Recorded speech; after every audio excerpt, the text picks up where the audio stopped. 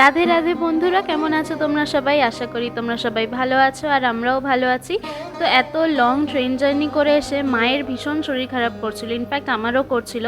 তো এসেই আমরা খেয়ে দিয়ে ঘুমিয়ে পড়েছিলাম, আর ঘুম থেকে উঠেও মায়ের মাথা ব্যথা আর অ্যাসিডিটি, মানে কি বলবো, ভীষণ অ্যাসিডিটি হচ্ছিল।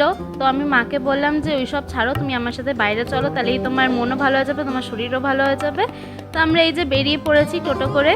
এটা হচ্ছে গিয়ে রাধাকুণ্ডের সামনে আমরা যেখানে আছি, জানো ওই মঠটা না এত সুন্দর, একদম সামনে রাধাকুণ্ড। মনে আছে আগেরবার আমরা যখন এসে ভিডিও বানিয়েছিলাম, আমার চ্যানেলে নয় মায়ের চ্যানেলে দেখতে পাবে, রাধাকুণ্ড শ্যামকুণ্ড সবার ভিডিও আছে। তো মায়ের চ্যানেলের লিঙ্কটাও আমি ডেসক্রিপশনে দিয়ে দেবো, তোমরা নিশ্চয়ই দেখো। আর এখানে দেখো কত বাঁদর টাদর বসে আছে, দেখেছো?